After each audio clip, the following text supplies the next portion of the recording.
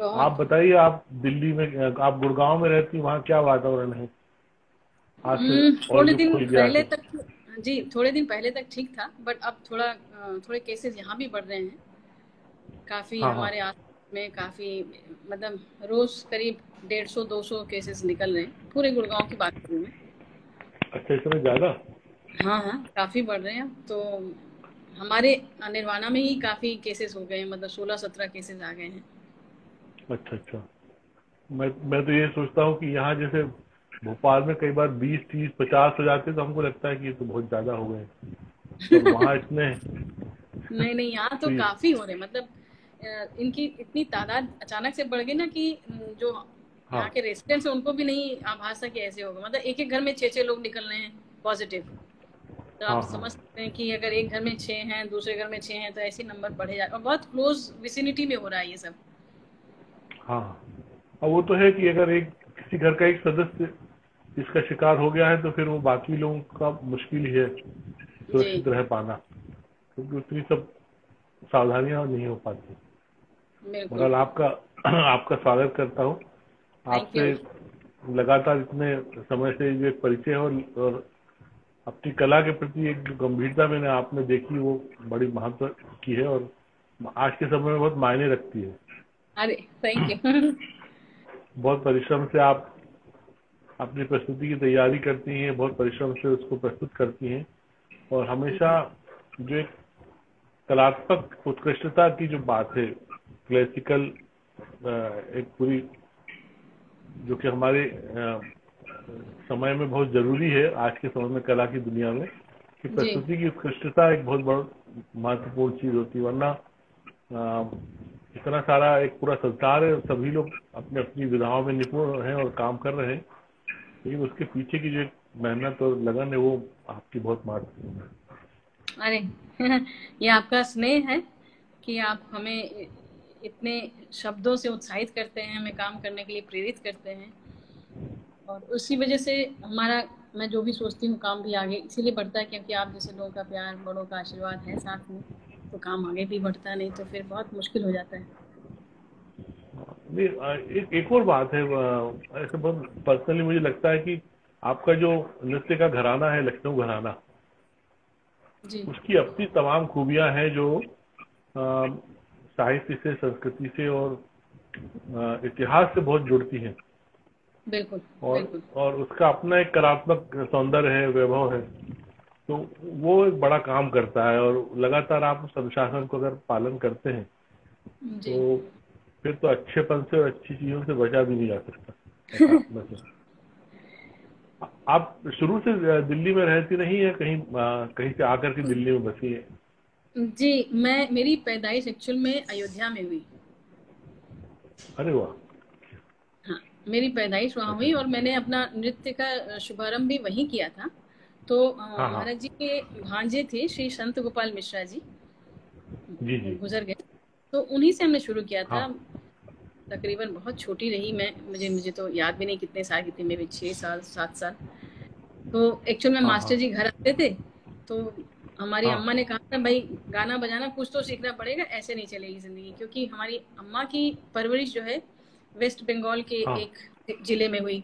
तो वहां पे उन्होंने उनको वो चीज मिले कि गाना बहुत इंपॉर्टेंट है लाइफ में, ये है वो। बट हाँ। हाँ जब हमने शुरू किया तो सितार भी बजाना शुरू कर दिया, गाना भी शुरू कर दिया और डांस भी शुरू कर दिया, और हमारे दो भाई लोग हैं, उन्होंने तबला शुरू कर दिया, तो तीनों लगे रहते थे। बट आपको सच बताऊं तो मुझे गाने का बहुत शौक था, मतलब। अच्छा अच्छा।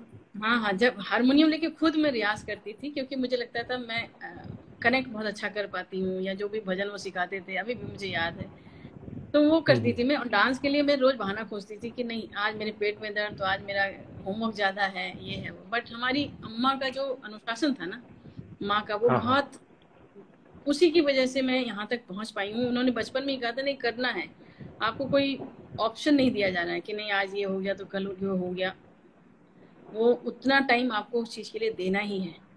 तो वो हमें छोड़ के मास्टर जी के पास वो अलग चली जाती थी कि अब जो मर्जी है ये करें, डांटे मारे। तो उस वो उससे मेरी लगन थोड़ी थोड़ी हुई, बट मैं ये नहीं कहूंगी कि मेरा बहुत रुझान था नाच के प्रति, तब भी नहीं था। ये तो मैं अच्छा। कहूँगी मेरा तो मेरी ख्वाहिश थी कि मैं डॉक्टर बनूं, क्योंकि मुझे डॉक्टरों का वो सफेद एप्रन बड़ा अच्छा लगता था कि चलिए व्हाइट कपड़ा, व्हाइट से मुझे सफेद रंग बहुत पसंद है मुझे। तो हाँ मुझे हाँ। लगता था मैं सफेद कपड़े में कोई काम करने वाली हूँ, मुझे डॉक्टर बनना है। तो कहते हैं ना, नियति अच्छा। कुछ और ही होती है, तो आप कितनी भी कोशिश कर ले। हम जिस स्कूल हाँ में हाँ। जाते थे वहाँ पे साइंस नहीं था, क्लास 10th के बाद साइंस नहीं था। अच्छा अच्छा। तो फिर हमारे जो बड़े भैया हैं उन्होंने कहा, अब देखो हम अयोध्या में और फैजाबाद 10 किलोमीटर दूर, तो वहाँ रोज आना जाना मुश्किल है, तो साइंस तो तुम्हें हाँ छोड़ना हाँ। पड़ेगा। तो फिर हम आर्ट्स की तरफ चले गए। फिर तो पूरा एकदम जुझारू रूप में स्कूल में हर सांस्कृतिक कार्यक्रम में मैं ही दिखती थी। तो उस अच्छा समय से अच्छा। थोड़ा इनकरेजमेंट मिला स्कूल में, अपने आप कुछ करने की मेरी इच्छा जागृत हुई।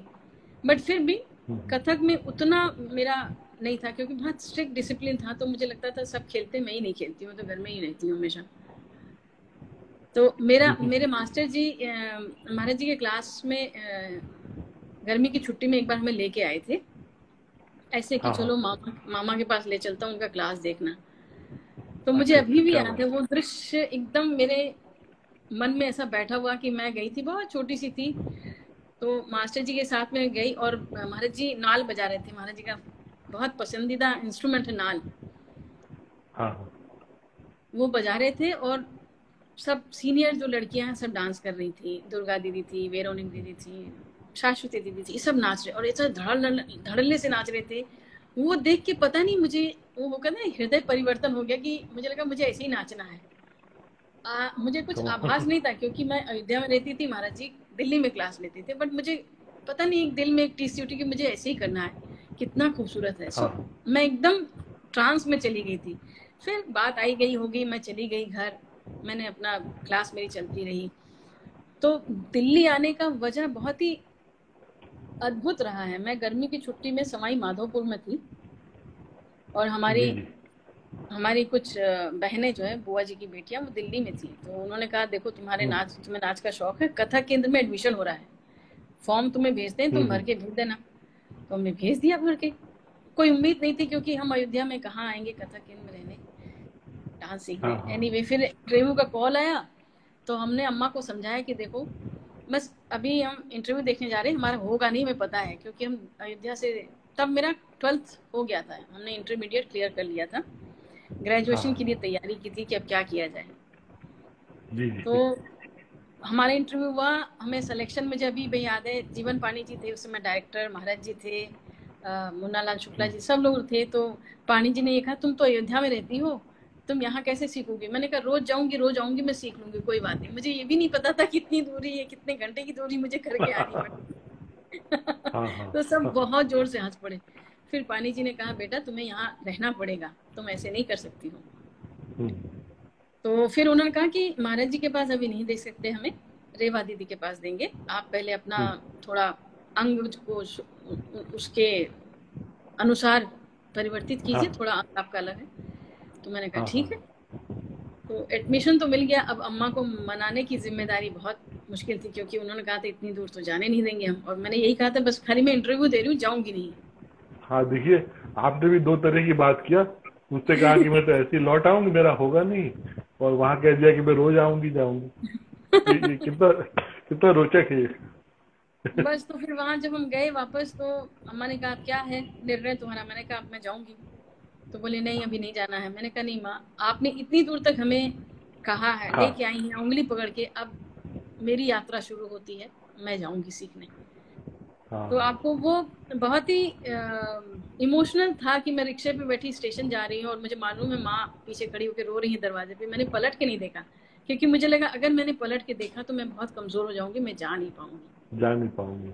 वो दृश्य अभी भी मुझे याद है कि अम्मा रह के रो रही थी, मत जाओ मत जाओ, और मैंने कहा नहीं अब मुझे बहुत, हालांकि रिक्शे पे मैं खुद बहुत रो रही थी, बट मैंने पीछे नहीं देखा, जिससे माँ को ये ना लगे कि मैं बहुत कमजोर हो गई हूँ और फिर वो मैं जा ना हाँ। पाऊँ। बस तो उसके बाद कथक केंद्र आना हुआ। अपने यहाँ पे हमारे चाचा जी रहते थे, उनके घर पे रह के रोज जाना आना करते थे। फिर अलग ही हम्म। दुनिया शुरू हो गई कथक केंद्र की। हाँ हाँ। तो हमने यहाँ से पोस्ट डिप्लोमा किया। अच्छा, उस समय आपके समकालीन कौन कौन सी नृत्यांगनाएं और भी थी? हमारे साथ में जो हमारे मेरे क्लास में थी ना, वो स्वर्गीय प्रवीण गंगानी थे। वो मेरे दोस्त, अच्छा। बहुत अच्छे दोस्त थे। हाँ जी, वो गुजर गए। हाँ हाँ हाँ। बट आपको, हम दोनों ने सेम डे पूजा की थी महाराज जी के क्लास में। अच्छा अच्छा गुरु पूजा, जी। घुंघरू की पूजा की थी, और हम दोनों साथ में आए थे, और हम ही दो थे उस नए क्लास में। और वो आया था जयपुर से, और मैं आई थी रेवा दीदी के पास से। तो हम दोनों ही थे महाराज जी, हम दोनों को ही अलग से क्लास में डाला था, क्योंकि हमारा कोर्स एक था। बट उसके बाद हमारी जी। दोस्ती इतनी प्रगाढ़ हुई कि फिर हम लोगों को भी महाराज जी ने दूसरों सीनियर क्लासों में शिफ्ट कर दिया कि अब तुम लोग जा सकते हो, उधर उधर आया करो। तो वहाँ से मैं कहूँगी अभी तो बहुत सारे लोग हैं जो कुछ इसमें अभी एक्टिव हैं, कुछ थोड़े स्लो हो गए हैं। बट उस जमाने के रानी खानम जी थी, रानी दीदी थी, हमारी सीनियर थी, ये भी हाँ क्लास करती थी, हम देखते थे। बहुत सारे लोग थे, रूबी मिश्रा थी वहाँ पे, बहुत लोग थे। मतलब हम लोग का एक बैच था जिसमें हम सब साथ में ही करते थे।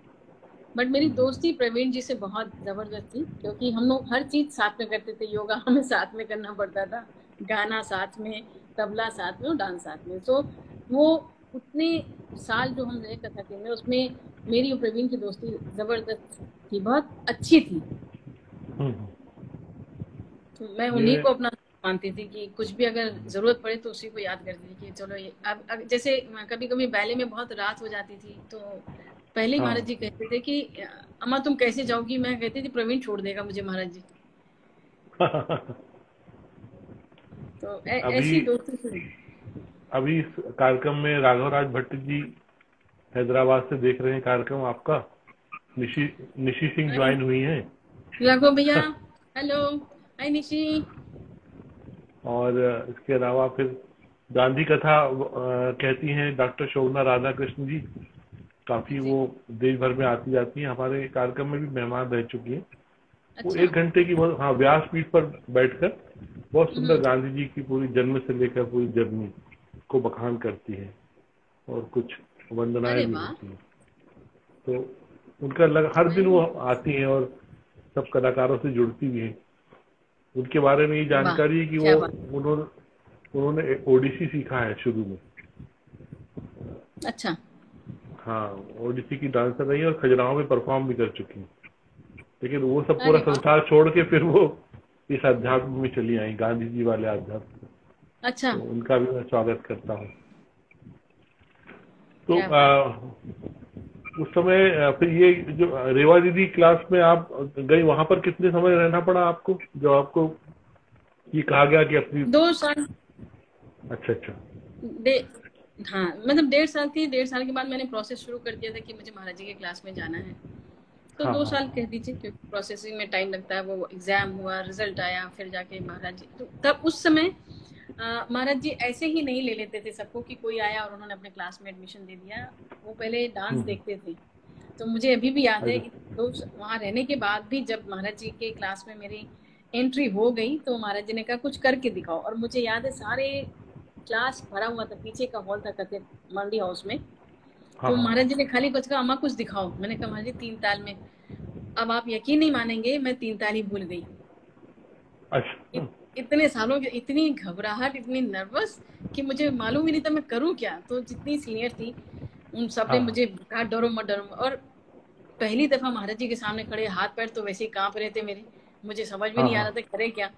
खैर उन्होंने हाँ बताया, क्योंकि उसमें महाराज जी की क्लास में उस समय जितने भी सीनियर डांसर्स थे, वो हाँ सब ज्यादा से ज्यादा लोग रेवा दीदी के पास होके ही महाराज जी के पास आए थे। तो हमारी तालीम मोरलेस सेम ही थी।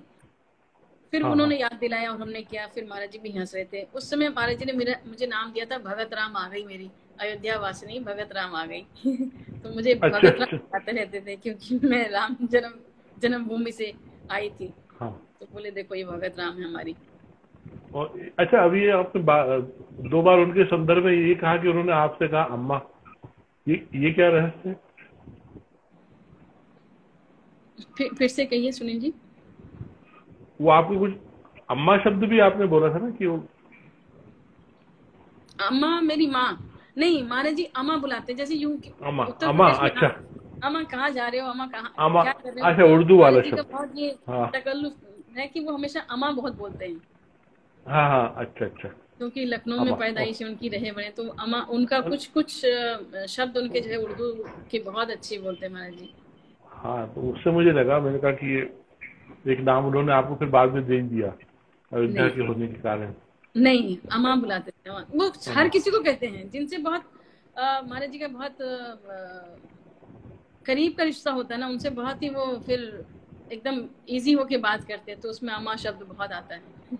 अमा चलो हाँ खड़े हो हाँ जाओ, अमा हाँ, इनको समझ देखो। गए। अच्छा, रेवा जी के बारे में जरूर बताइए, क्योंकि मेरी अपनी स्मृतियों में रेवा जी को लेकर बहुत ज्यादा जानकारियां नहीं है। सिर्फ मैं इतना जानता हूँ कि वो हमारे आदरणीय आशीष विद्यार्थी जी की माँ है, पर बहुत गुणी कथक नृत्यांगना थी। उनकी उनके साथ रहकर आपने जो सीखा, उनका अपना जी, अनुशासन क्या था? दीदी के पास मैंने अनुशासन तो बहुत सीखा कि एक तहजीब क्या होनी चाहिए, तमीज क्या होनी चाहिए, सीखना बाद में, पहले ये सारी चीजें बहुत आनी चाहिए। कैसे उठना चाहिए, कैसे बैठना चाहिए, क्लास में बड़ों के साथ साथ कैसे बात करना चाहिए, ये सारी चीजें दीदी की बहुत स्ट्रिक्ट थी। मतलब वो नजर से देखती थी, अगर किसी ने कुछ गलत किया तो नजर से देखती थी, और उस स्टूडेंट को पता चलता था कि अब शामत आने वाली है, क्योंकि उसके बाद क्लास लगती थी।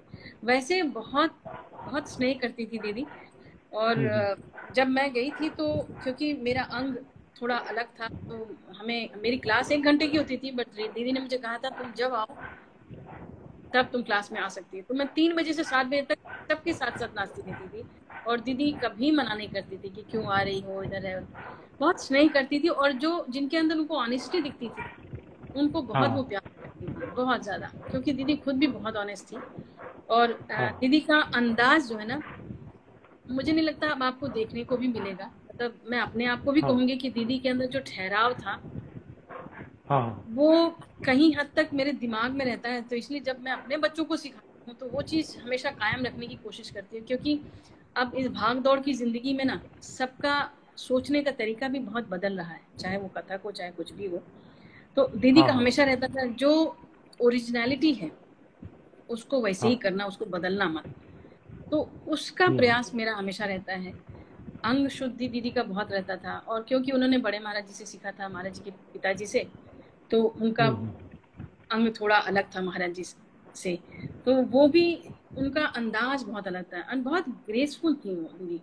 हालांकि उन्होंने हम्म। कभी परफॉर्म नहीं किया स्टेज पे, क्योंकि उनकी अपनी कुछ पारिवारिक समस्या थी जिसकी वजह से उन्होंने परफॉर्मेंस कभी नहीं किया, पर वो टीचिंग लाइन में चली आई। हमें बताती थी कि देखो हम्म। मैंने ये किया है, ये सेक्रीफाइस किया है। और she was a very hmm. Dedicated teacher, कि 3 बजे अगर उनका क्लास है तो 2:55 पे क्लास में पहुंच जाती थी। और हम्म। सबको पता था कि कोई डिसिप्लिन के बगैर वहां नहीं रह सकता है। सो दीदी से ये सब चीजें ना बहुत सीखने में को मिली मुझे।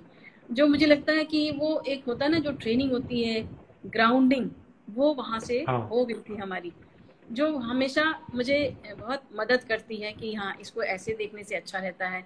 या उनका जो सिखाने का अंदाज है वो अभी भी मेरे जहन में है, क्योंकि इतने प्यार से इतने देर तक हमने उनको देखा है। 2 साल ही देखा, लेकिन इतने घंटे उनको देखते थे हम क्लास में बैठ बैठ के। तो उसका काफी इम्प्रिंट हमारे सिखाने में जरूर दिखता है, मुझे ऐसा लगता है। मुझे पता नहीं, कोई देख के ही बता सकता है कि हाँ है या नहीं, बट मैं कोशिश करती हूँ कि जो चीज जैसे सीखा उसको वैसे ही रखा जाए तो अच्छा रहता है।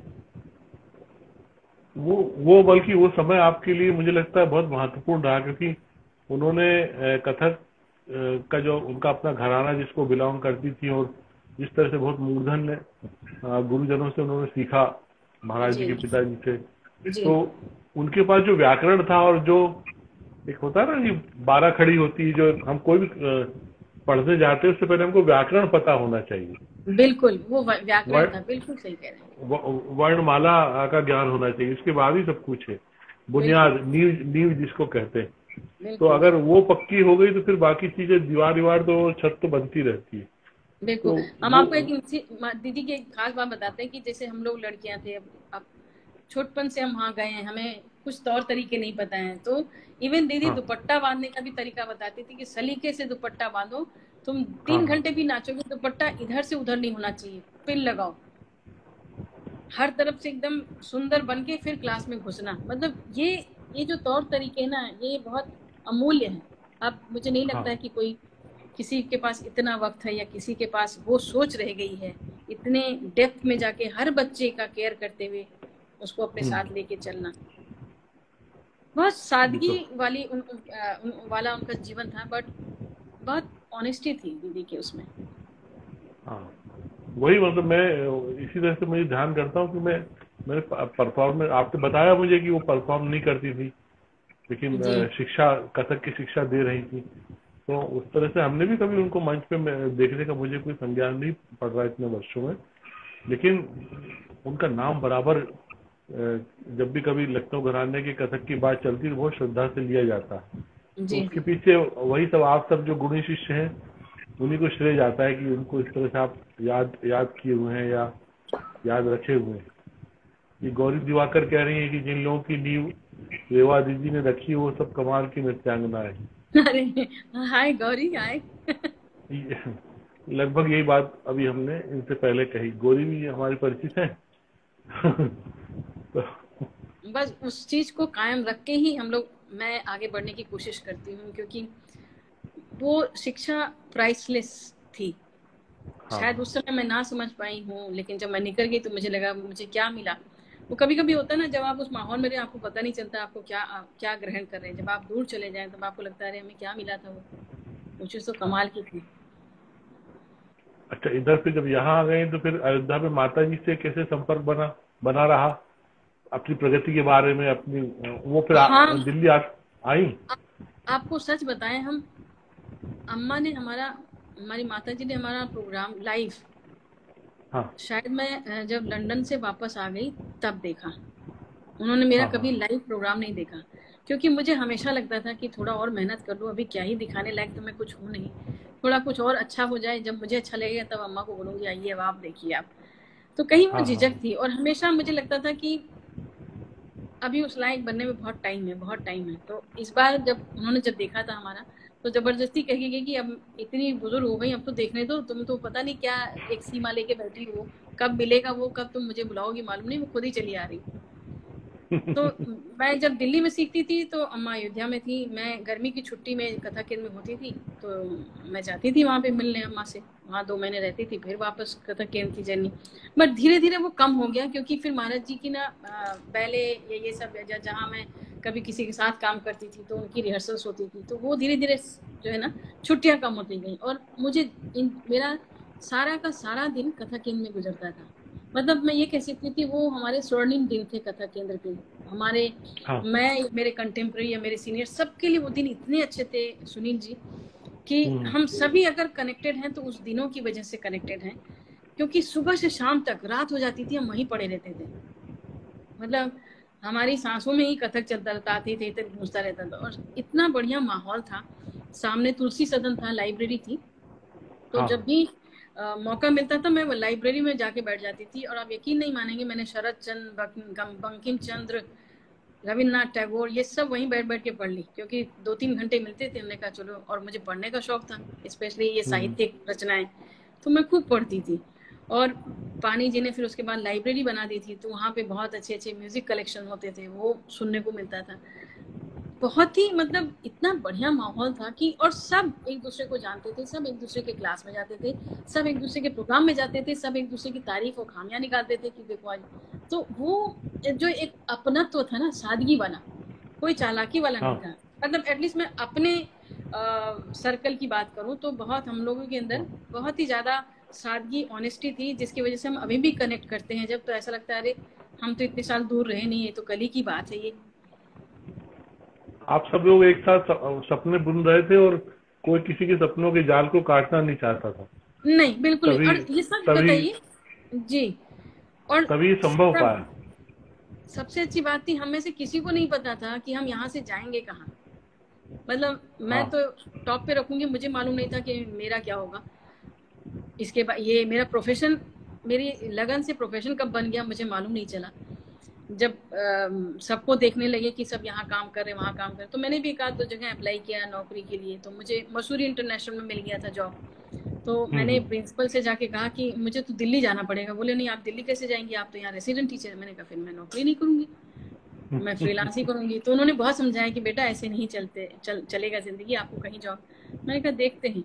तो बहुत तरह के छोटे मोटे काम भी किए, बट एक जुनून सा था कि बस रियाज करते रहना है, काम अच्छा करना है। मतलब उसे खाली एक स्कूल में जाके फिर मैं बंधना नहीं चाहती थी। तो उसके बाद ही फिर ऐसा हुआ कि पानी जी ने हमें जैसे हमारा नाम सजेस्ट किया था भारतीय कला केंद्र लंदन के लिए। वो 1 साल का ही था, तो पानी जी ने कहा था बेटा 1 साल है, तुम होके आ जाओ, एक्सपीरियंस अच्छा हो जाएगा। मैंने कहा चलिए 1 साल है तो ठीक है। तो घर वाले भी, हालांकि अम्मा राजी नहीं हुई, बट हमारे फादर पिताजी ने कहा नहीं जाने तो, एक्सपीरियंस होगा, इसको अनुभव होगा, जब इतनी दूर किया है तो आगे भी जाए, एक्सप्लोर करे। तो हमारी लंदन रवानगी हो गई। फिर वहां से हम वहाँ गए और उसके बाद तो जिंदगी कुछ और ही थी वहाँ पे। मतलब that was very different chapter of my life. अच्छा, बहुत मन ही हो मतलब तो बताइएगा फिर। मन तो मतलब ऐसा था ना कि एक कल्चरल शॉक जो होता है ना, वो लगा मुझे, क्योंकि मैंने जिंदगी में पहली बार तो मैं एरोप्लेन में चढ़ी थी, तो एक वो दुखी थी कि भाई कैसे क्या करना है। बट मैं सुनील जी, मैं हमेशा अपने आप को बहुत ब्लेस्ड कहती हूँ, हमेशा फॉर्चुनेट कहती हूँ कि मुझे ईश्वर हमेशा मेरे साथ रहता है। कभी कुछ ऐसा होने वाला हो तो मुझे पता नहीं, कुछ एक ऐसा रास्ता दिख जाता है जिसकी वजह से मैं बच जाती हूँ। तो वहां पहुंच के मुझे उस समय प्लेग चला था अहमदाबाद में, जबरदस्त इंडिया में। तो हमारी फ्लाइट एयर इंडिया अहमदाबाद से होके आई थी दिल्ली, और हम लंदन गए थे। यकीन मानिए उस 30 सितंबर 1994 में हीथ्रो पे उतरी हूँ, और भारतीय कला केंद्र के डायरेक्टर बाहर खड़े हैं, और 4 घंटे मुझे अंदर रोक लिया गया, क्योंकि टेस्ट करना था कि मुझे प्लेग तो नहीं है कहीं। मेरे पास कोई फोन नहीं, मुझे अंग्रेजी में बात करना नहीं आता है, उनका एक्सेंट समझ में नहीं आ रहा। मतलब ऐसा जिंदगी ने पटका मुझे वहां ले जाके, मेरी तो हालत ही खराब हो गई। और अनाउंसमेंट करे तो मुझे ये नहीं पता मैं क्या बताऊं कि मैं भाई आ रही हूँ या नहीं आ रही हूँ। I had no idea. खैर वो खड़े थे, फिर वो गाड़ी में लेके गए हमें। तो मैंने उनसे ऐसे ही पूछा, क्योंकि जब गाड़ी में बैठे ना तो गाड़ियां जा रही थी, कोई आवाज नहीं आ रही थी हॉर्न की। तो मैंने कहा माथुर जी यहाँ पे आवाज क्यों नहीं आती है हॉर्न की, कोई हॉर्न क्यों नहीं बजाता? क्योंकि हम दिल्ली में रहने वाले, यहाँ हर 2 सेकंड में हॉर्न बजता है। तो वो भी हंस पड़े, यहाँ पे हॉर्न बजाने में पेनल्टी लग जाती है। हाँ, तो कुछ अच्छा कुछ बुरा से शुरुआत हुआ धीरे धीरे वहां पे। फिर क्योंकि मैं दिल्ली से गई थी, तो मेरा सिखाने का तरीका बहुत अलग था, मेरा अप्रोच बहुत अलग था डांस के प्रति। तो मैं जब सिखाती थी तो मैं खुद भी नाचती रहती थी सबके साथ में। ऐसा नहीं कि मैं बैठ के सिखा रही हूँ बच्चे नाच रहे हैं। I used to get up and dance with everyone. खैर वहाँ 4 साल तक मैंने भारतीय कला केंद्र, फिर मेरा अपना मैंने काम शुरू किया, अपना प्रोडक्शन किया वहाँ पे। बट कहीं मेरे अंदर वो हमेशा से था कि मुझे वापस जाना, मुझे यहाँ नहीं रहना है। मुझे कभी वहाँ से वो संबंध नहीं लगा कि नहीं यही मेरी जगह है, मैं यहीं रहूंगी। हालांकि कितने लोगों ने बोला जब मैं वापस आई कि तुम वापस क्यों आई, लोग तो लंदन जाने के लिए तरसते हो, तुम वापस आ गई। मैंने कहा नहीं, मुझे ना इस मिट्टी से बड़ा प्यार है। मेरे भरत जी यहाँ हैं, मेरी माँ यहाँ है, मेरा परिवार यहाँ है, और सबसे बड़ी बात, मैं अपनी बिटिया को हिंदुस्तान में ही बड़ा करना चाहती हूँ। मैं दूर देश में नहीं करती हूँ, क्योंकि यहाँ बड़ी हो जाए, यहाँ पे उसकी ग्राउंडिंग हो जाए, जो आपने कहा ना ग्राउंड वर्क अगर हो जाए, फिर दुनिया में कहीं भी जाए वो अपने आप को हैंडल कर लेगी। तो वो मुझे बहुत था कि नहीं, अपनी मेरी बिटिया अगर होगी तो मैं यहाँ एक पल नहीं रहूंगी। 2002 में वो बॉन्ड हुई है, 2004 में वापस आ गए। तो अब तो उन्होंने इंटरमीडिएट पास कर लिया है, अब तो कॉलेज जाने वाली है। हाँ, अब ये आपने कल बताया था कि जो अभी जो आप जिस तरह से बैठी हैं, आपकी पूरी सेटिंग वेटिंग उन्होंने करी है ना जी। टेक्निकली सारी चीजें वही करती बहुत है। अच्छी बात है, बहुत अच्छी बात है। डांटती भी बहुत है, अम्मा आपको कुछ नहीं आता। हाँ, बच्चों की डांट खाना चाहिए। वो लगभग हमारे गार्जियन की तरह होते हैं। बिल्कुल बिल्कुल बिल्कुल। ये तो है। अभी राघव राज जी ने इस पे टाइप किया था, रामायण में हिरण। कोई पसंद है? भैया आप बहुत बुरे हैं। जी, मैं हिरण का पाठ करती थी। और एक बार बहुत अच्छा हुआ था कि जब उस समय रावण चीकू भैया बनते थे, जय किशन महाराज जी। तो जब वो मेकअप करते थे ना, तो हमेशा बोलते थे कि जब मैं मेकअप मेरा कंप्लीट हो जाए तो एक बार मुझे देख के जाना तुम। तो हर बार मैंने देखा, एक बार ने कहा अब मैं देख के क्या करूंगी, सीधे स्टेज पे मिलेंगे। आप यकीन नहीं मानेंगे, जैसे उन्होंने मतलब हिरन को देख के ऐसे अपना विकराल रूप दिखाया, मैं एकदम फेंट होके मैं गिर पड़ी नीचे। और वहां पे कृष्ण मोहन भैया थे, बोले उठ खड़ी हो जा। मैंने कहा नहीं, मुझसे उठा ही नहीं जा रहा, क्योंकि मैं इतनी डर गई थी उनको देख के। और अभी तक वो लोग मुझे छेड़ते हैं कि देखा मैंने कहा था शक्ल देख के जाना स्टेज पे, नहीं गई थी, देखो वहीं गिरी थी स्टेज पे जाके।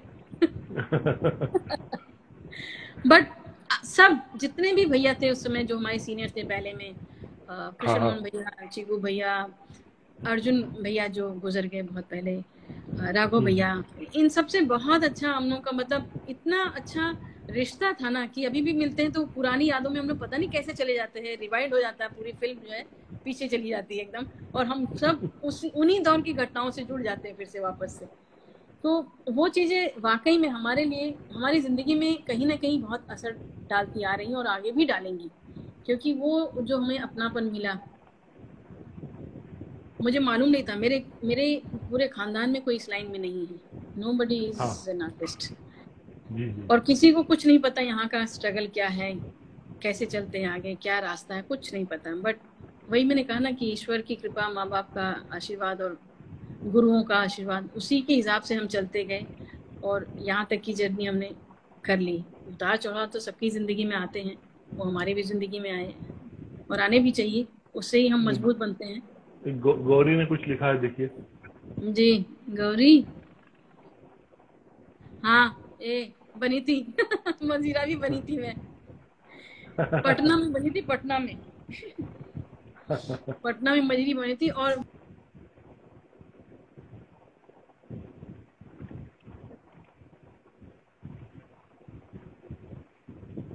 कुछ नेटवर्क का इशू आ गया, दिख नहीं रही है।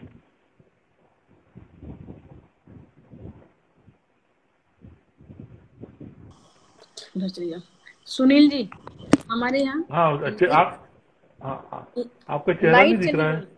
जी जी मैं अभी आती हूँ। अच्छा, लाइट अच्छा, कोई टॉर्च है? टॉर्च नहीं आप देख पाएंगे मैं, ये देखिए हम हाँ, लाइट में आ गए। बहुत सुंदर, अब हमें नेचुरल लाइट दिख रही है। हाँ देखिए ना, वही बहुत, मुझे एकदम लगा कि इतना अच्छा सब कुछ चल रहा है, क्या एकदम गड़बड़ हो गया। नहीं बिल्कुल, मैंने कहा ना ईश्वर का आशीर्वाद, कुछ रुक नहीं सकता। हाँ ये तो है, जो ये अपने आप में बड़ा विश्वास होता है, ईश्वर हमारे अगर साथ है। बिल्कुल बिल्कुल। और बहुत लोगों का हमारी जिंदगी में असर रहा है, ऐसी बात नहीं है, बहुत लोगों से सीखने को भी मिला है। जैसे मैंने अदिति दीदी के साथ काम किया था, उनका भी नाम लेना मैं जरूर चाहूंगी। क्योंकि जो एक क्योंकि मैं जब निकली थी तो एकदम स्टूडेंट की तरफ से निकली थी और काम करने का कोई भी तरीका नहीं। मुझे अभी भी याद है जब मेरा यूके में लंदन के लिए हुआ था तो दीदी मुझे खुद ले जाके मनी एक्सचेंज करवा रही थी, सब कुछ कर रही थी। So she was very helpful और हमेशा मुझे कहती थी नहीं, be confident, you can do it. वो मैं हमेशा अप्रिशिएट करती हूँ एंड आई थैंक हर कि जो एक स्टूडेंट से जो एक अकेले चलने होता है ना, जब आप ड्राइविंग सीखते हैं तो इंस्ट्रक्टर के साथ में बैठ के सीखते हैं। तो हमेशा इंग्लैंड में हमेशा मेरे इंस्ट्रक्टर जो ड्राइविंग है तो कहते थे, you always start learning when you are driving alone, that is your test time. कि जब तुम मेरे साथ नहीं हो, अकेले चला रही हो, वही तुम्हारा टेस्टिंग टाइम है।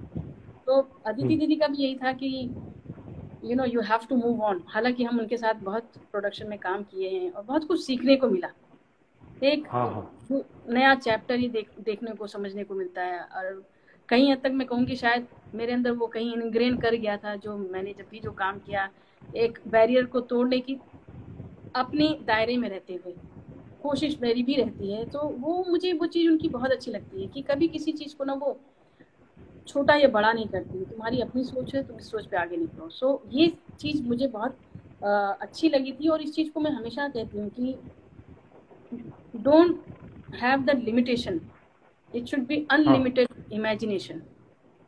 कि जो सोचो तुम्हारी अपनी कल्पना की उड़ान में सोचो, किसी और से इन्फ्लुएंस ना हो। बिल्कुल सही। तो वही मौलिक रहेगा जी, वही मौलिक रहेगा और ओरिजिनल भी रहेगा ना। बिल्कुल बिल्कुल बिल्कुल। हाँ आपकी बात पूरी नहीं हुई, कुछ मैंने बीच में रोक दिया, कुछ कह के। नहीं, मैंने ये कहा कि मतलब हर हर मोड़ पे हमें सीखने को मिलता है। मैं हमेशा कहती हूँ सीखना कभी खत्म नहीं होता है, और हाँ मैं इस मामले में बहुत भाग्यशाली हूँ कि मुझे सीखना बहुत अच्छा लगता है। महाराज जी ने जो भी सिखाया, तालीम दिया क्लास में, वो चाहे उस समय समझ में ना आता हो, लेकिन जब हम विदेश गए सिखाना शुरू किया तो सारी चीजें एज ए मेटाफर हमने यूज किया। इतने डिफरेंट मेटाफर्स महाराज जी देते हैं, उस समय नहीं समझ में आता है सुनील जी, लेकिन जब आप कार्य हाँ करने उतरते हैं ना तो वो ऐसे खुलते खुलते आते हैं ना, ऐसा लगता है कोई ऐसे बंधा हुआ था, वो एक धीरे धीरे धीरे अनफोल्ड होता चला जा रहा है। तो वो बहुत मददगार साबित हुआ मेरे लिए, क्योंकि जहाँ भाषा ना हो वहाँ नृत्य की भाषा ऐसी स्ट्रांग हो जाती है कि वहाँ पे आपको कॉमन लैंग्वेज जो है ना वो वही हो जाती है। आपको इंग्लिश या हिंदी की जरूरत नहीं पड़ती, वो भाषा ही आपको आगे बढ़ाती हुई चली जाती है। तो वो मुझे बहुत अच्छा लगा, क्योंकि मैंने अपनी पढ़ाई लिखाई हिंदी मीडियम में की। तो मैं आपको मजेदार बताऊं, जब मैं पहली बार लंदन गई थी तो मैं हिंदी और इंग्लिश दोनों डिक्शनरी साथ में लेके गई थी कि अगर इसने ये बोला तो मैं देखूंगी इसमें इसका क्या मतलब है, और मैं फिर हिंदी में उसको देखूंगी हिंदी में क्या कहते हैं इसको। तो ये तो सही हमारी में। हालत थी जब मैं गई वहां पे। हाँ, मैं तो बल्कि अभी आपसे बाद में पूछना चाहता हूँ कि आपको इतनी अच्छी अंग्रेजी फिर आ कैसे गई, मेरे को भी सीखना है। मेरा भी अरे बड़ा नहीं, हाथ, मेरा हाथ तो बहुत तंग है अंग्रेजी में। मैं- अभी चार चार दिन पहले सुनंदा नायर जी जब हमसे बातचीत कर रही थी तो हमने उनसे पहले कह दिया था, मैंने कहा हम तो अंग्रेजी में कुछ नहीं कह पाएंगे। तो फिर उन्होंने कहा मैं मुंबई का हूँ, मुंबई में पैदा हुई हूँ, तो मैं उत्तर दूंगी हिंदी में। तो अब आपको देख के मुझे कॉन्फिडेंस आ गया, मैं भी सीखूंगा अंग्रेजी। नहीं नहीं बिल्कुल। आपको हम बताएं क्या है ना, जब पानी में उतर गया है तो फिर नदी में उतर गया तो फिर पानी के से क्या डरना, मरता क्या ना हाँ करता, सीख ही लिया हमने। मैं ये भी नहीं कहूंगी कि बहुत अच्छा मुझे आता है, बट हाँ नहीं काम नहीं, चला फिर भी। सकती हूँ, कहीं भी भेज दीजिए हम काम चला सकते हैं। बट हाँ अभी भी मेरी सोच जो है हिंदी में होती। मुझे अभी भी याद है जब मैं अदिति दीदी के साथ काम करती थी तो हमेशा कहती थी हिंदी के लिए जयश्री को बुलाया जाए, कम जयश्री, हाँ और हाँ उनकी हिंदी बहुत कमजोर थी। आई होप अभी उनकी हाँ हिंदी अच्छी हो गई हो। बट हमारा टाइम इतना बढ़िया था, वही मैंने कहा ना कि हम लोग के रिश्ते इतने प्योर थे ना सुनील जी, कि अभी भी जब मिलते हैं they always meet me as I am that Jayashree. अभी भी वो मिलती है ना तो मुझे कहती lose weight 20 kg, you have to lose weight Jayashree, I want to see you like that. मैंने कहा आप छोड़ दीजिए, वो नहीं हो सकता। तो मुझे इतना अच्छा लगता है ना कि हमारे आचार विचार में ना वो दिखावा नहीं है कुछ भी। जिनसे भी मिलते हैं बहुत फ्री होके मिलते हैं, वही पुरानी यादों में घूमते हैं, तो अच्छा लगता है। और एक दूसरे के काम में अप्रिशिएट करते हैं। मुझे तो लगता है मुझे बहुत कुछ सीखने को मिलता है, किसी का भी काम अच्छा हो, जरूरी नहीं कि हाँ, कथक, नहीं डांस फॉर्म इज ब्यूटीफुल। ये तो है। खैर विधाएं और सभी में, खैर अब सभी विधाओं में सभी जो भी अलग अलग भारतीय शास्त्रीय नृत्य परंपरा या संगीत है, सभी तो गुरुओं की बड़ी बड़ी साधना और बहुत बड़े योगदान से फलीभूत हुआ है, जो इस समय तक लगातार चला चला आ रहा है। जी और गुणी शिष्य और गुणी संवाहक लोग इसको बराबर बनाए हुए हैं। नहीं तो ये पता नहीं कहाँ जाता अगर इस पे, अगर वो महत्ता ना होती या वो वजूद ना होता, वो गुण ना होते। तो ये तो अदिति जी का मैंने यहाँ 3-4 साल पहले एक प्रोग्राम कराया था भोपाल में हमने, तब भी मैंने देखा था कि वो उस समय अपना रिहर्सल कर रही थी। उस पर उन्होंने बहुत सी चीजों को जो हमारी परंपरागत रूप से हमने पीछे बैकड्रॉप लगाया था वो हटवा दिया था, पता नहीं क्या क्या चीजें हटा दी थी, बोली ये मुझे बिल्कुल नहीं चाहिए। तो मैंने देखा था कि वो अपने काम के प्रति बहुत एकदम 100 में से बहुत 101 है, 99 बिल्कुल तो बिल्कुल। छोड़िए। नहीं नहीं बिल्कुल तो ये बिल्कुल, सब। ये चीज उनकी कमेंडेबल है कि डिसिप्लिन जो उनका ना, डेडिकेशन, चाहे कुछ भी हो जाए, अगर करना है तो करना है, अगर तुम्हें बुखार भी है तो भी तुम खड़े हो जाके नाचोगे, ऐसा वाला है। सो हाँ ये भी तो एक सीखने की चीज है ना, कि आप किसी से ये भी देखिए ना कि कैसे काम कर रहे हैं, नहीं तो। और सीखना कभी खत्म नहीं होता। मुझे हमेशा, मैं जब भी महाराज जी से हमेशा मिलती हूँ, मैं हमेशा कहती हूँ महाराज जी हम कथक को ना खाली टुकड़े तिहाई या उस तक ही देख पाए हैं। अब अगली जन्म में जब आएंगे ना तो इसका जो गुण है ना, जो इसका मूड है, साहित्य है हम्म, या उपज है, उस चीज को जरूर सीखना चाहूंगी। क्योंकि एक जीवन बहुत कम पड़ता है इस महासागर में डुबकी लगाने के लिए। अभी खाली हमने एक बिल्कुल उंगली सही। डाल रखा है उसमें बस, और कुछ भी नहीं आया। क्योंकि जिस ढंग से महाराज जी गाना गाते हैं, जबकि मुझे जब उनको पता चला मुझे गाने का शौक है तो उन्होंने हमें एक आशीर्वाद दिया था, बेटा गाना गाना कभी मत बंद करना, हमेशा सीखना। और आज तक हमारी वो तलब बाकी है कि मुझे गाना सीखना, और कोई मिल नहीं रहा गुड़गांव में कि मैं गाना सीख पाऊँ फिर से। जब मौका था तो 3 साल सीखा कथक में, उसके बाद काम में इतने व्यस्त हो गए कि वो सब छूट छाट ही गया। तो अभी अभी क्या अभी गाना सुन सकते हैं या कोई भाव पढ़ंत? पढ़ंत भी सुना सकते हैं हम आपको। एक परम करते हैं, पढ़ंत करते हैं आपके लिए हम। छोटी सी परम है, 3 आपकी बहुत सारी शिष्याएं भी सब हैं, देख रही हैं। आज जी। बहुत सारी संख्या है, लगभग 60-65 लोग इस समय लगातार उपस्थित हैं। एक हमारी मतलब वो आपकी सौम्या हमारे हमसे भी जुड़ी है, आपकी भी शिष्या है, वो भी बहुत खुश है इस बातचीत को देखकर। ये पढ़ंत गुरु जी इन्होंने लिखा है, सौम्या बैजल। एक छोटा सा पढ़ंत करते हैं, उसके बाद 2 लाइन गाना का सुनाएंगे हम। हाँ 2 वो लाइन गाना सुनाएंगे, उससे जरूर। ज्यादा नहीं गा सकती क्योंकि मुझे शब्द याद नहीं रहते। दा दिन दिन दा दिन दिन दा दिन दिन दा तक दिन दिन कत्तिट घेगितिट गदिगिन नागतिट कृधातिट धागतिट दिगिन तकिट कृधातिट धागतिट दिगिन तकिट धागतिट कत गदिगिन दा तकिट धागतिट कत गदिगिन दा तकिट धागतिट कत गदिगिन दा तकिट दा कृदिन्ना ना दिन दिन्ना तक दिन दिन्ना दा। वाह क्या बात। और गाना क्या सुनाएंगे? गाने की 2 ही लाइन सुनाएंगे क्योंकि उसके बाद का मुझे पता नहीं है, मतलब शब्द खो जाते हैं मेरे, मैं फिर करके गाती रहती हूँ। ये घर पिक्चर का गाना है। अच्छा। मुझे पुरानी फिल्मों के घर गाने बहुत अच्छे लगते हैं जी। रेखा और विनोद मेहरा, बहुत पुरानी पिक्चर है। आजकल पाँव जमीन पर नहीं पड़ते मेरे। जी जी जी जी जी जी, बिल्कुल बिल्कुल बिल्कुल। बोलो देखा है तुमने कभी बस इतना ही गाऊंगी मैं। बोलो देख। आपने कह दिया, मैं उसको गा के सुना दूंगी। आज कल पाँव जमी पर नहीं पड़ते मेरे, बोलो देखा है कभी तुमने मुझे उड़ते हुए। आज कल पाँव ज़मीं पर नहीं पड़ते मेरे। आगे गाइए ना। आगे नहीं गा सकती, जब शब्द भी ही नहीं थामा आते। जब भी थामा है तेरा हाथ तो देखा है, गाइए ना। देखिए मैं भूल जाती हूँ, मेरी प्रॉब्लम यही है कि मैं बिल्कुल शब्द भूल जाती हूँ। मुझे लोग शब्द कहते किस हैं कि गाने बस के। हाथ की रेखा है, हमने देखा है दो तकदीरों को जुड़ते हुए। अच्छा एक गाना सुनाती हूँ, मुझे मालूम नहीं कौन से पिक्चर का है, शायद मैं गा पाऊँ 1-2 लाइन से ज्यादा, हाँ अगर समय है तो। समय तो है। समय है तो समय गाती तो हूँ मैं। है। सावन के झूले पड़े,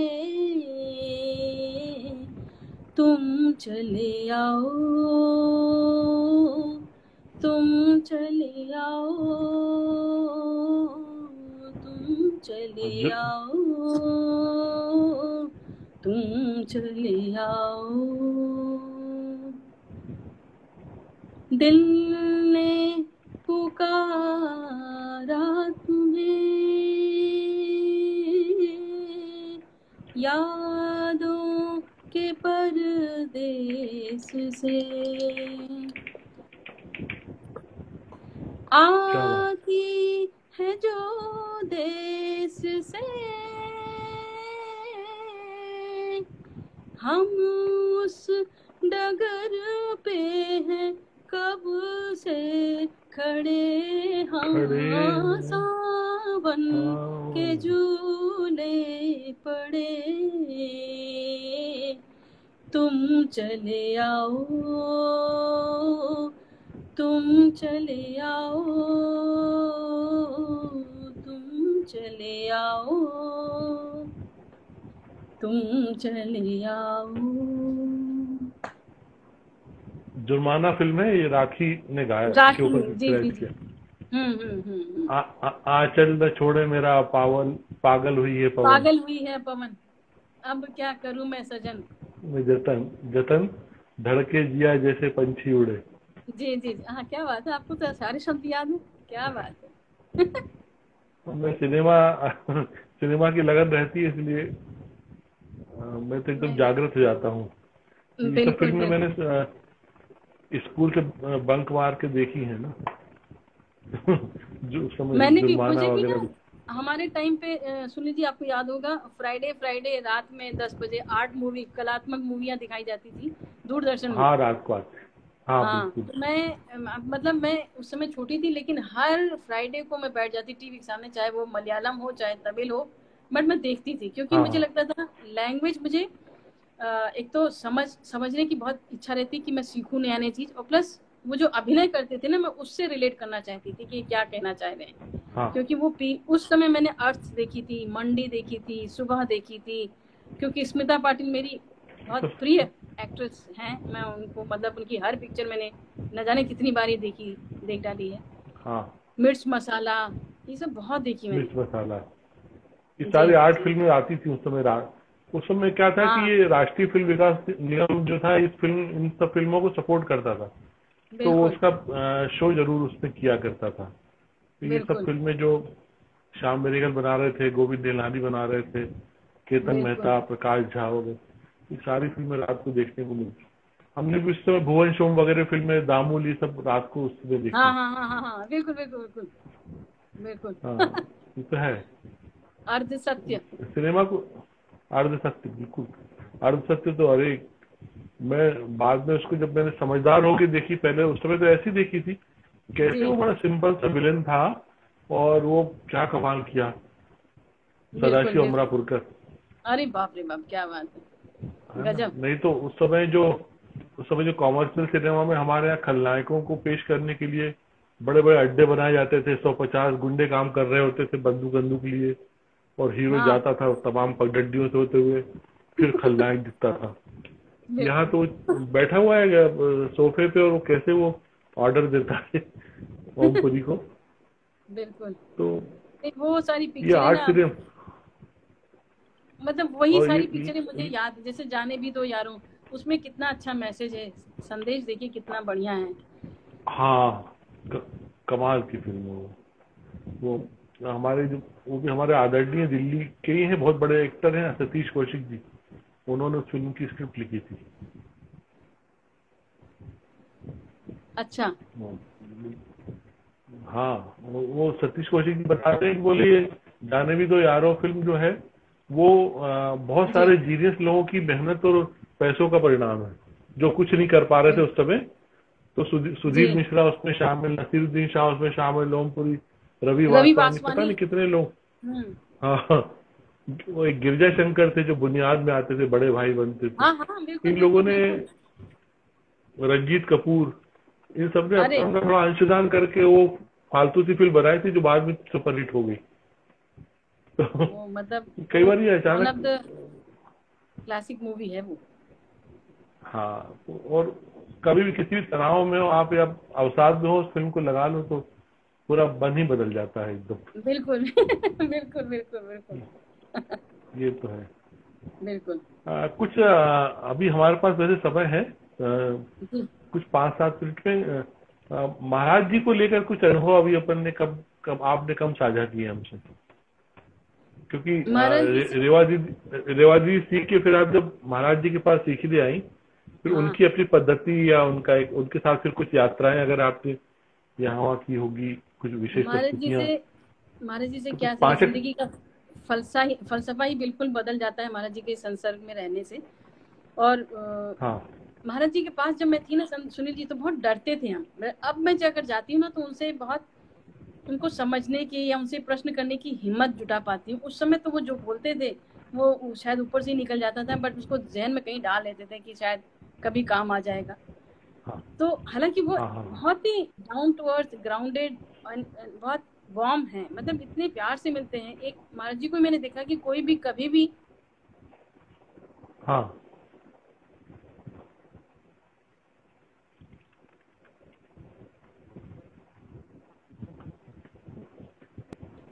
बड़ा वृक्ष,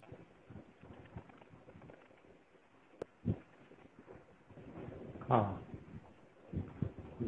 और उनसे मतलब कभी बिल्कुल। मांगने की हिम्मत नहीं हुई, ना कोई इच्छा है मांगने की। वो तो इतना दिया है उन्होंने कि सागर हमें मिल गया। अब हमारे जितने हमारी हैसियत में है उसको समझने की, वो समझ के हम शायद उसको एक आध दो चीज कर पाते हो, बट बहुत दूर है, उनको छूना बहुत मुश्किल है। मैं तो कहती हूँ महाराज जी पैर आपका छू रहे हैं, यही है कि हम आपको टच कर रहे हैं, बट कला की दृष्टि से आप जहाँ पे हमारी सबकी सोच, आम इंसान की सोच जहाँ खत्म होती है, वहां से आपकी सोच शुरू होती है। क्या बात। तो एक बार हम लोग विशाखापत्तनम ट्रेवल कर रहे थे, और हाँ, हमारा वो स्पिक बैके का टूर था, उसमें बहुत लोग थे, करीब हम लोग 25 लोग गए थे। वो बहुत पूरा जी, साउथ बेल्ट हमने स्पिक बैके का किया था टूर। तो विशाखापट्टनम में आफ्टर प्रोग्राम सबने कहा महाराज जी बीच जाएंगे। महाराज ने कहा अरे कहाँ जाओगे, समुद्र में कहीं बह बुहा गए तो मुश्किल हो जाएगा। तो हम सब ने कहा नहीं नहीं नहीं नहीं, हम जाएंगे, हम बस पानी के बहुत दूर रहेंगे। तो वहाँ गए, और हम सब ने कहा महाराज जी हम कबड्डी खेलेंगे। तो महाराज जी ने कहा अब कबड्डी खेलोगे, पानी अगर आ गया तो एक आध चले जाओगे, मुझे क्या पता चलेगा। तो हमने कहा नहीं आप, फिर वो एक टीले पे रेत जहाँ ज्यादा थी वहां पे बैठे अपना टॉर्च लेके, और हम लोग वहाँ खेल रहे थे। और उस हाँ, टॉर्च लाइट में उन्होंने कुछ रचना की। जब हम वापस आए तो बोले देखो एक पहले हमने कुछ सोचा है, क्योंकि तुम लोग खेल रहे थे तो उसका नाम भी सोच लिया, तीर तरंग। अच्छा, क्या बात है। मतलब पूरे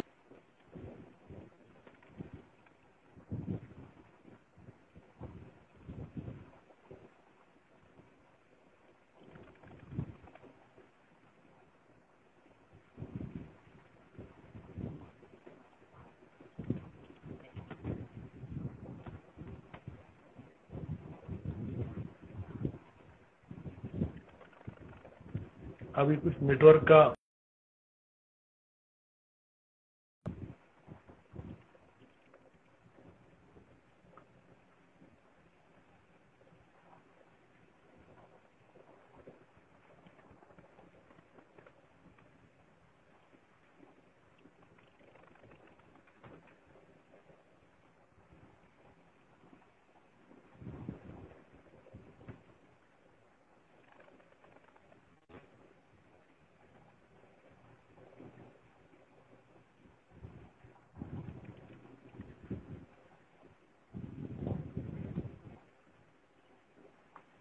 डिस्कनेक्ट हुआ है, डिस्कनेक्ट हुआ है।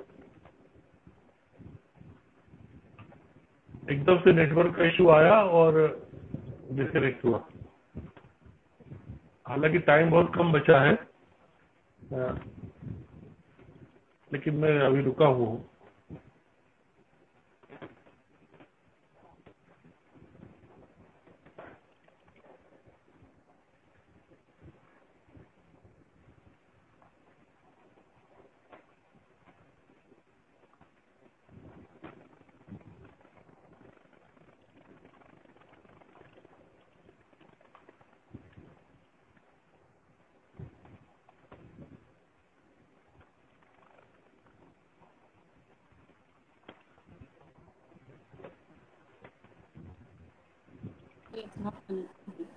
एकदम से डिस्कनेक्ट हुआ था जयश्री जी। जी जी जी, आप हमें देख पा रहे हैं? मैं अभी नहीं देख पा रहा हूँ। अभी तो मुझे कुछ नहीं, पर्दा दिख रहा है, पर्दा दिख रहा है। और क्या होगा? हाँ हाँ ठीक है ठीक है हाँ, ठीक है। हाँ, अच्छा, अभी जो है ना लगभग 2 मिनट में बात को जी पूरी कर लेना ये। हाँ, तो महाराज जी की बात हो रही थी। हाँ, हाँ, वो जो उन्होंने रचना तैयार की थी वहां पर जी जी, तीर तरंग। तो रात को। महाराज जी, हाँ, हाँ रात में बैठ के फिर हमको हम सब लोग होटल में आने के बाद महाराज जी के पास बैठते थे थोड़ी देर, तो उन्होंने बताया कि क्या क्या किया उन्होंने। और उनके पास टॉर्च था, उस टॉर्च लाइट में उन्होंने पूरा पहले तैयार किया था, और वापस आके उस पर काम भी शुरू किया। हाँ, तो हाँ, मतलब उनकी क्रियात्मकता देख के ही लगता है कि कभी रुकती नहीं है। मतलब वो इतने क्रिएटिव हैं कि हर समय इवन नींद में भी उनकी रचनाएं चलती रहती हैं। कुछ भी कह लीजिए आप। जैसे मेरा पोस्ट डिप्लोमा फाइनल ईयर का एग्जाम था, जस्ट कंप्लीट करती हूँ, तो मैंने उनको कहा था महाराज जी हमारा पंचम सिवारी में कुछ चाहिए। मतलब मेरा सेंटेंस कंप्लीट नहीं हुआ तो उन्होंने कहा चलो शुरू हो जाओ, और एक के बाद कॉम्पोजिशन ऐसे सिखाते चले गए। मतलब ऐसा लगता ना कि बस झरना बह रहा है, आप कितना बूंद ले सकते हैं वो आपकी कैपेसिटी के ऊपर रहता है। तो वो तो भगवान है, इस कला के तो भगवान है। और मैं हमने बहुत फॉर्चुनेट कि महाराज जी के पास मुझे इतने सालों तक, और अभी भी उनकी शिष्या हूँ, अभी भी सीखने का तो कभी खत्म नहीं होता है। तो I am blessed and fortunate. हाँ नहीं, इस तरह से लगातार उससे जुड़े रहना बहुत बड़ी बात है। हमने जैसे कि एक लगभग 8-10 साल पहले उनका एक बहुत लंबा इंटरव्यू उनके घर में किया था, जो सरकारी जी, मकान था ना उनका, अभी भी है। वहाँ वहाँ वहाँ जाकर सुबह सुबह हम गए थे। और लेकिन हम उसको ट्रांसक्राइब नहीं कर पाए, आज तक वो कैसेट में है, लेकिन वो अद्वितीय इंटरव्यू है। उसमें उन्होंने जो कुछ बताया है वो शायद बहुत कम किसी को बताया होगा। 1.5-2 घंटे तक हम बात करते रहे। अरे तो वाह। मेरी जो इंटरव्यू का कलेक्शन में किताब जब आएगी तो उसमें वो शामिल रहेगा। अरे जरूर लेंगे, अ, पढ़ेंगे जरूर। हाँ, तो बहुत रेयर है। तो ये एक बहुत अच्छी बातचीत आपसे हुई, मुझे बहुत अच्छा लगा। और मुझे भी। ईश्वर से ही कामना है कि इसी ऊर्जा और एनर्जी से, इसी निष्ठा से आप खूब सारा ऐसे काम करते रहें। और हम लोग आपको तरह तरह से नई रचनाओं के साथ, नई रचनात्मकता के साथ देखते रहें। आपकी शिष्य परंपरा खूब समृद्ध हो, यही ईश्वर से कामना है। मिलेंगे फिर। नमस्ते। जी जी बिल्कुल, जल्दी मिलते हैं। धन्यवाद सुनील जी, धन्यवाद, बहुत अच्छा लगा। थैंक यू सो ठीक है। मच।